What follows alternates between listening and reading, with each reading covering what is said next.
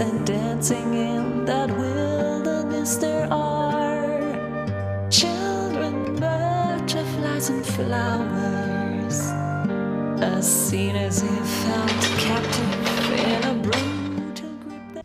नमस्कार, मैं हूं अशोक व्यास और मेरे साथ हैं आज एक ऐसे कलाकार जो न केवल रंगों से प्रेम करते हैं, मनुष्य से प्रेम करते हैं, बल्कि रंगों को लेते हुए जो अलग अलग आकार हमारे सामने होते हैं, ध्वनि और श्रव्य ऑडियो विजुअल मीडियम को अपनाते हुए वो कैसे लोगों को आपस में जोड़ सकते हैं, इसके बारे में विशेष रूप से सक्रिय रहने वाले शख्स हैं। पेंटिंग्स के अलावा प्रोफेशनल रूप से भी आपने आर्ट को लेकर अपना साथी बनाया। मुमताज़ हुसैन हमारे साथ हैं। मुमताज़ जी, आपका थैंक यू, मुमताज़ जी, मैं चाहता हूं कि हमारी बातचीत की शुरुआत हो, उसके साथ साथ मैं अपने दर्शकों को ये बताता चलूं कि आपने परसेप्शन इज़ रियलिटी और इज़ इट इस नाम की एक फ़िल्म बनाई। आपने इनसाइड यू जो रूमी के ऊपर आधारित थी एक फ़िल्म बनाई, और बटरफ्लाई स्क्रीम्स भी आपकी फ़िल्म रही है। शुरुआत करते हैं आपके और ये जो आर्ट फॉर्म्स आपके कंपेनियन हो गए हैं, इनके रिश्ते की शुरुआत कैसे हुई? बड़ा अच्छा सवाल आपने पूछा है। अब शुरू से मेरे जहन में जो इमेजेस घूम रहे होते हैं वो फिल्म की सूरत में घूम रहे होते हैं। तो फिल्म एक चल रही होती है, उसके किसी फ्रेम को फ्रीज करके मैं पेंटिंग बना लेता हूँ, और अगर वो फ्रेम कंटिन्यूस चलते रहता है तो वो फिल्म बन जाती है।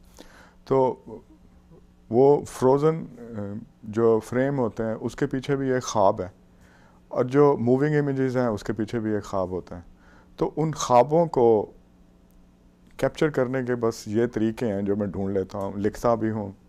अभी एक किताब आ रही है मेरी, गोल शीशे की ऐनक के पीछे। क्या बात है, ये तो काले शीशे की काले हैं तो वो गोल कर दिए। हाँ, तो उसमें भी शॉर्ट स्टोरीज हैं जो हर रात एक आधी कहानी ख्वाब में आती है, उसी पे पेंटिंग कर लेता हूँ, उसी पे फिल्म बनाता हूँ। फिल्म और पेंटिंग के लिए कुछ वक्त दरकार होता है, कुछ मटेरियल दरकार होता है, कभी जेब साथ देती है, कभी नहीं देती, लेकिन कलम का जो साथ है वो बहुत सस्ता है, तो बस कागज़ उठाया तो वो भी लिख लिए। तो ये तीन चीज़ों का जो रिलेशनशिप है वो आपस में चल रहा है। और जब कहानी लिखता हूँ तो उसमें भी रंग जो है वो नरेट करता हूँ। उसकी कहानी भी इस तरह है जैसे कैमरे की एक तस्वीर जो है, कैमरा एक फ्रीज़ करता है एक फ्रेम को, फिर आगे चलता है, उसी तरह वो फिल्म। और फिल्म की भी जो है वो टेक्निक इसी तरह होती है कि आप कैमरे की आंख से और मुकालमों के डायलॉग से आप एक कहानी बताते हैं। तो इन दोनों का हाँ। मुमताज़ जी, मैं आपके साथ चलना चाहता हूँ आपके बचपन के उन दिनों में जब पाकिस्तान में आप बढ़ रहे थे। तो पढ़ते पढ़ते कुछ ऐसी शख्सियत रही होंगी जिनको देख के आपको लगा कि मुझे लिखना चाहिए, या कोई ऐसे किरदार आपके आसपास रहे होंगे जिनको देख के आपको लगा कि अगर ये फिल्म बना सकते हैं तो मैं भी बना सकता हूँ? हाँ, मुझे फिल्म देखने का बहुत शौक था बचपन से ही। तो लिखने, आर्ट करना और फिल्में देखना जो है, अगर आप कहें कि किस तरह सीखा या किससे इंस्पायर हुआ, तो सच्ची बात बताऊंगा कि 30% तो किताबों से नॉलेज मिला, 70% मेरी आवारागर्दी ने मुझे ये नॉलेज दिया। वो जो आवारागर्दी जो आपको ज़िंदगी के एक्सपीरियंसेस बताती है, तो वो उससे ज़्यादा तजर्बे, और फिर तजर्बे, और जब कोई पूछता है कि तुमने कौन से मदरसे, कौन से इंस्टीट्यूशन से सीखा, तो मैं ये कहता हूँ कि मेरा इंस्टीट्यूशन जो है वो मेरी डिसअपॉइंटमेंट्स, मेरे धक्के, मेरा हार्ड वर्क और जो कोशिशें हैं वो ही मेरा जो है मेरे इंस्टीट्यूशन हैं जिन्होंने मुझे सिखाया है। ये मैं फिर आपको इंटरप्ट करते हुए पूछता हूँ कि ये लफ्ज़ बहुत लोगों की ज़िंदगी में आता है, डिसअपॉइंटमेंट्स, और कई बार लोग अपने आप से डिसअपॉइंट होते हैं, कई बार जो कुछ उनके साथ होता है या as a response to their efforts मिलता है उससे वो डिसअपॉइंट होते हैं। आपने इस लफ्ज़ का मतलब ठीक सबसे पहले कब इसका स्वाद आपने चखा कि आपको लगा कि मैंने इतना कुछ किया and I am so disappointed? Disappointment नहीं होती उसमें, यह है कि मैं कभी किसी और को ब्लेम नहीं करता।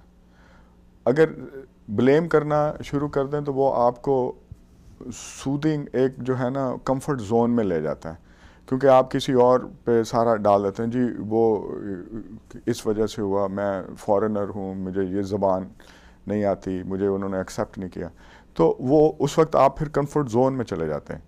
तो मैं अपने आप को फिर इम्प्रूव करना शुरू कर देता हूँ कि नहीं मैं अच्छा नहीं हूँ। और फिर जो वो हैं फेलियर्स जो मेरे हैं, तो अगर उस पर हिम्मत हार दी और उसके जो हैं, मसलन इस मुल्क में ये बहुत ज़्यादा होता है कि ये एक्सीडेंट हुआ है तो उस आदमी की नेग्लिजेंस की वजह से ये एक्सीडेंट हुआ, तो लिहाजा उसको इतना फ़ाइन करो, या उस इंश्योरेंस उसके जो है ना वो पैसे देती है। तो they are looking for someone to blame for अपनी ज़िंदगी के हर पहलू पे। मैं किसी को ब्लेम नहीं करता कि जी कि मुझे किसी ने डिसअपॉइंट किया या वो हुआ। अपने आप को इम्प्रूव करने के लिए एक मुझे और मौका मिल जाता है कि हाँ मेरे में कमी है, मैं इसको इम्प्रूव करता हूँ। पेंटिंग्स बनाई, रिजेक्शंस हुई बहुत ज़्यादा, गैलरी नहीं मिली, पेंटिंग उठा के गैलरियों में जा रहा हूँ, कोई टाइम नहीं दे रहा, कोई कुछ नहीं कर रहा, और फाइनली फिर मिल गया टाइम। और फिर सबसे ज़्यादा इतना मुश्किल वक्त आया कि जब सितंबर 11 हुआ, तो सितंबर 11 को ये हादसा हुआ और 22 को मेरा शो था, और काफ़ी सारा मेरा जो काम है वो साउथ एशियन की जो क्लासिकल हमारी मिनिएचर पेंटिंग्स का जो वो है उसको मैं पोस्ट मॉडर्न स्टाइल में करता हूँ। सम कैलीग्राफी भी इस्लामिक, नाम भी हुसैन, मुमताज़ हुसैन। तो मेरे गैलरी वाला डर गया, जो वो जो है इनविटेशन प्रिंट हो गए थे, लंबा चौड़े मीडिया में बात चली गई थी कि जी सब आके मेरे शो पे आएंगे। तो वो डर गया, वो कह रहे कि कहीं मेरे गैलरी को कोई आग ना लगा दे या कुछ हो जाए। मैंने कहा भाई this is up to you, आप अगर करना तो। लेकिन उसने हिम्मत करके शो कर दिया। लेकिन आई वाज सरप्राइज्ड कि जो क्यूरियोसिटी थी लोगों में, अमेरिकन्स में, कि फाइंड आउट कि जो इस आर्टिस्ट जो दुनिया के उस जगह से आया है, उनका इंटेलेक्ट का लेवल क्या है, उनकी डायमेंशन दूसरी क्या है, क्योंकि हम तो सिर्फ वेस्ट को देखते हैं। तो वो डायमेंशंस ने जो है मुझे खासा हेल्प किया। मतलब साउथ एशिया की पूरी जो फ़िलासफ़ी है, उसका जो आर्ट है।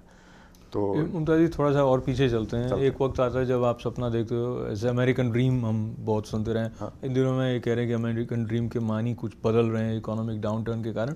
पर जब आपने ये सोचा कि मैं अमेरिका जाऊंगा, तो किस तरह ये हालात बने और क्या सपना आप लेकर यहाँ आए थे?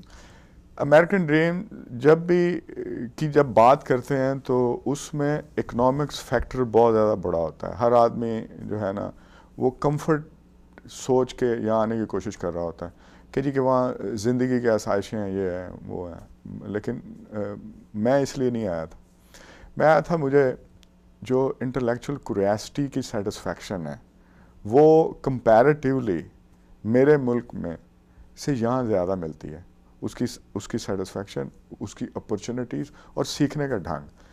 पैसे तो अब भी नहीं है, पहले भी नहीं कभी बने। हाँ, तो अब भी नहीं बना रहा हूँ। जो भी बनाता हूँ तस्वीरों से वो फिल्में बना देता हूँ, कुछ बना। लोग इमिग्रेंट्स जो हम जैसे मैं हूँ और दूसरे आते हैं, घर ले लो ये या जितना भी मटेरियल है उस पर खर्च करके एक सोशल स्टेटस के लिए आप अपना वो करते हैं। तो मेरे पास तो कुछ नहीं है, घर भी नहीं है, 5, 7, 10, 12 फिल्में बना ली हैं। तो मैंने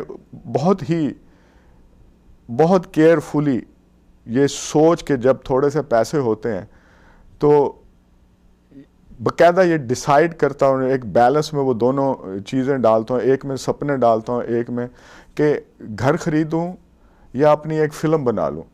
तो हमेशा पलड़ा फ़िल्म बनाने वाला भारी रहता है कि ये मुझे ज़्यादा खुशी देगा, फ़िल्म बनाने में मुझे ज़्यादा खुशी होगी।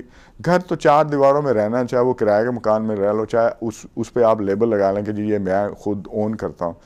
तो वो हमेशा जो है वो जो मुझे जो सुकून मिला वो इस चीज़ में मिला।